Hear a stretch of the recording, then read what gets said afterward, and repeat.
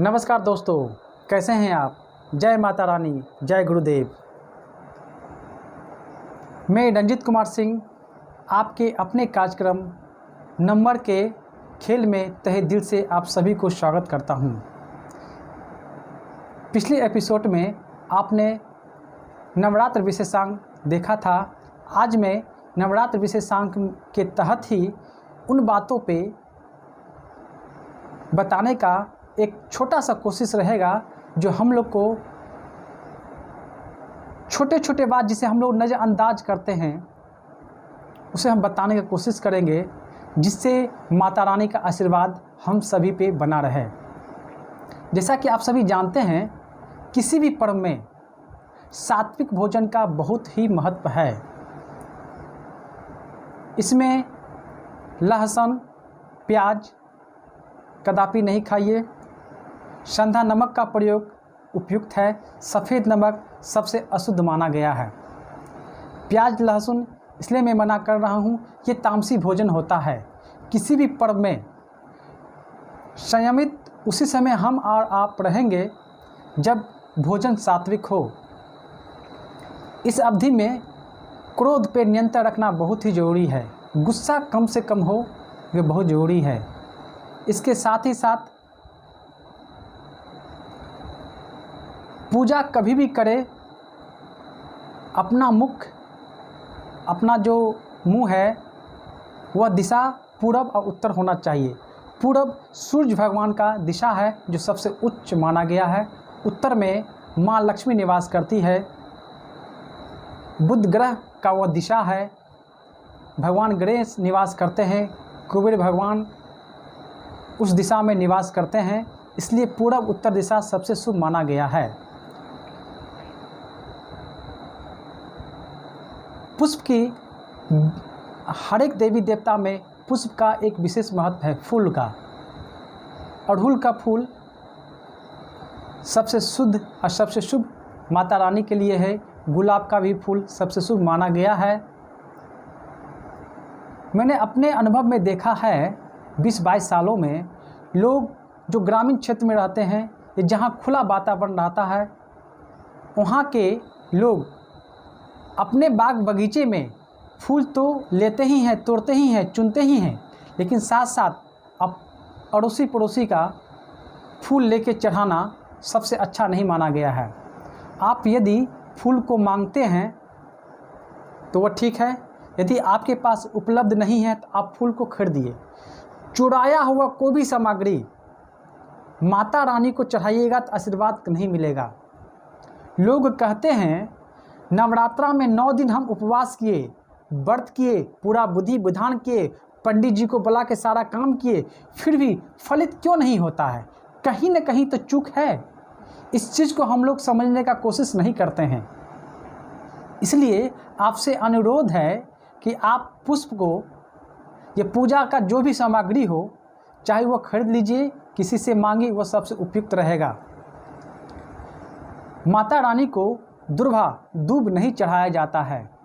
गणेश भगवान को, भगवान भैरव को, माँ लक्ष्मी को तुलसी का पत्ता नहीं चढ़ाया जाता है। माँ लक्ष्मी को कमल का पुष्प यदि चढ़ाया जाए तो उससे विशेष लाभ होता है।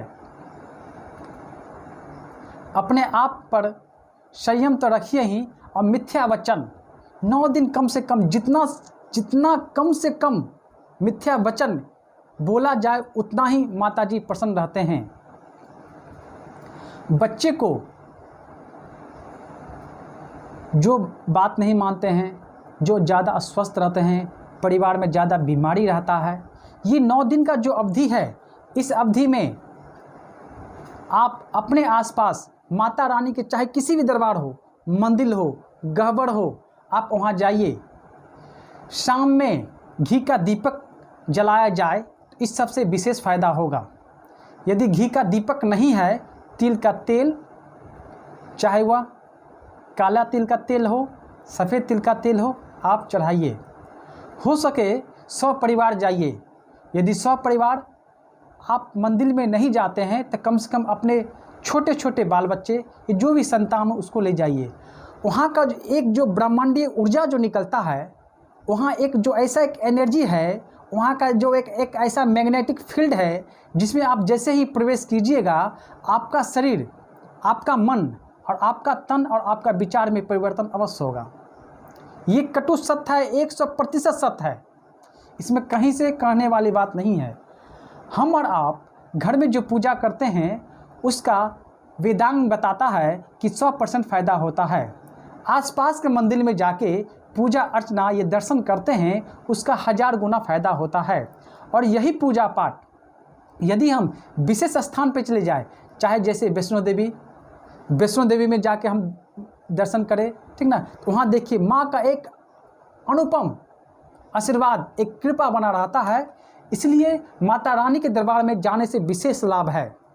वहाँ पे सुबह शाम जाने से इसके साथ ही साथ विचार में परिवर्तन होता है। अभी जो कोविड का जो पीरियड चल रहा है इसमें धर्म कर्म दान पुण्य का विशेष महत्व है।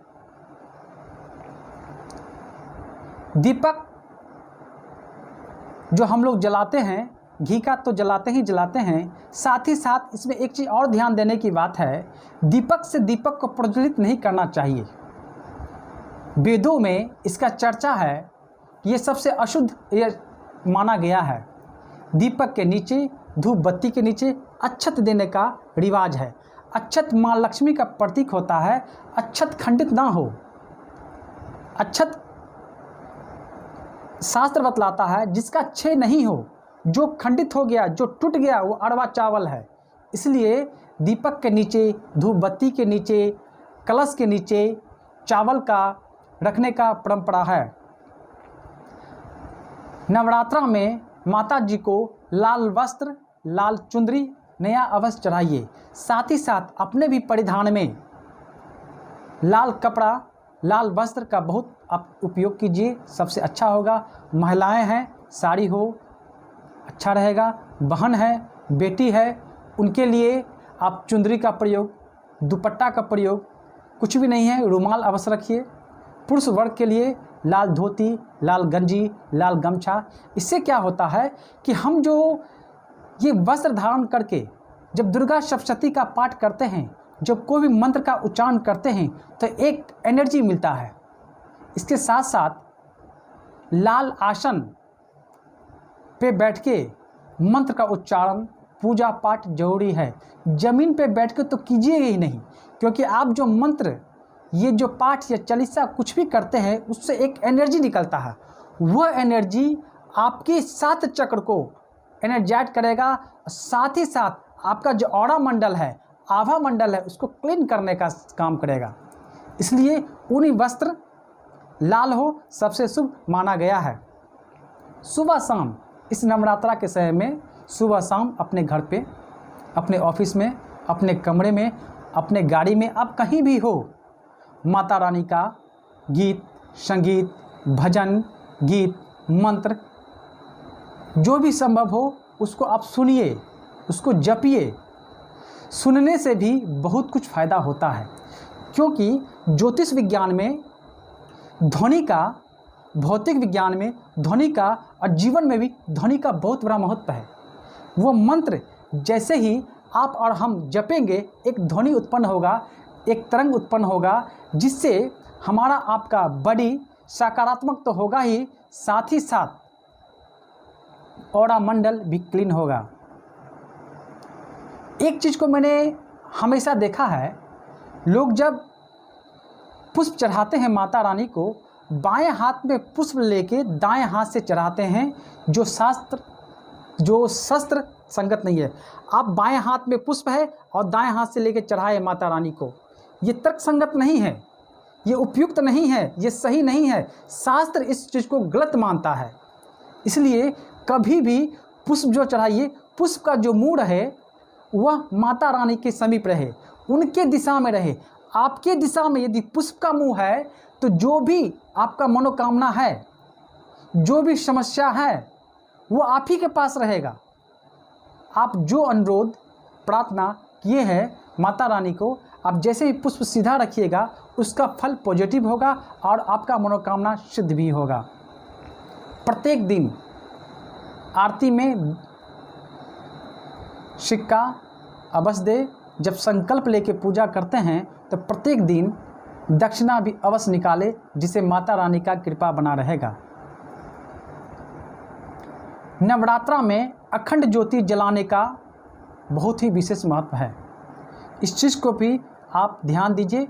इसमें हो सके तो घी से यदि प्रज्वलित किया जाए तो ठीक है, यदि संभव नहीं है किसी भी कारणवश तो मीठा तेल का प्रयोग कीजिएगा, यह भी बहुत अच्छा रहेगा। इसके साथ ही मैं एक बात और कहना चाहूँगा, माता धन की भूखी नहीं है, माता भाव की भूखी है, माता भक्त की भाव की भूखी है। यहाँ पे हमें विद्युता की कोई आवश्यकता नहीं है, नॉलेज की कोई आवश्यकता नहीं है, धन की कोई आवश्यकता नहीं है। भाव जब अच्छा रहेगा तो जननी का कृपा हमारे और आपके ऊपर रहेगा।